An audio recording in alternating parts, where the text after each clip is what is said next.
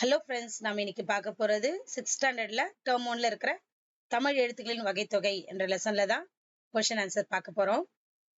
இலக்கணத்தின் வகைகள் எத்தனை? 5. மாத்திரை என்பது எதை குறிக்கிறது? கால அளவு. உயிரெழுத்துக்கள் மொத்தம் எத்தனை? 12. மெய்யெழுத்துக்கள் மொத்தம் எத்தனை? 18. உயிர்மெய் எழுத்துக்கள் எவ்வாறு உருவாகின்றன? மெய்யெழுத்துக்களுடன் உயிரெழுத்துக்கள் சேர்வதால். குறில் எழுத்தை ஒலிக்கும் கால அளவு என்ன? ஒரு மாத்திரை. ஒரு முறை கண் இமைக்கவோ ஒரு முறை கை நொடிக்கவோ ஆகும் கால அளவு எது? ஒரு மாத்திரை. மெய்யெழுத்துக்கள் எத்தனை வகைப்படும்? 3. மெய்யெழுத்துக்கள் 18. இங்க எத்தனை வகைப்படும் போது 3. வல்லினம், மெல்லினம், இடையினம். அதுதான். நெடில் எழுத்தை ஒலிக்கும் கால அளவு என்ன? 2 மாத்திரை. மெய் என்பது எதை குறிக்கிறது? உடம்பு. ஆயுத எழுத்தை ஒலிக்கும் கால அளவு என்ன? அரை மாத்திரை. பின்வருவனவற்றுள் வல்லின மெய் எழுத்து எது? இக். பின்வருவனவற்றுள் மெல்லின மெய் எழுத்து எது? இஞ்ச்.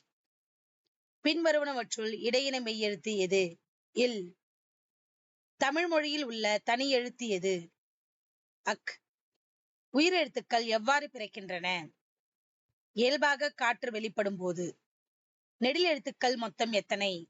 7. உயிர்மெய் எழுத்துக்களின் வகைகள் யாவை? உயிர்மெய் குறில், உயிர்மெய் நெடில்.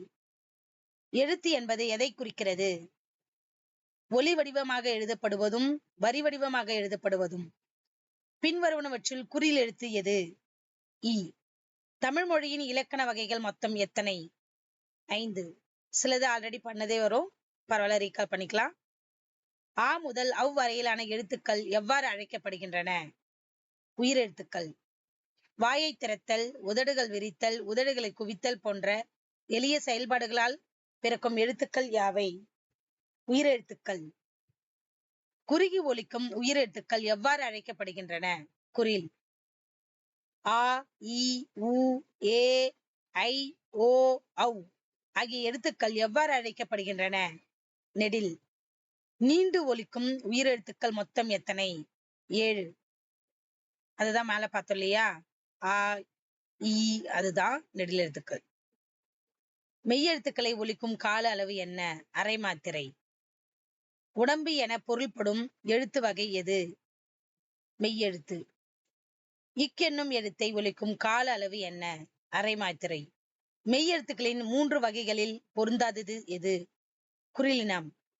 தேங்க்யூ.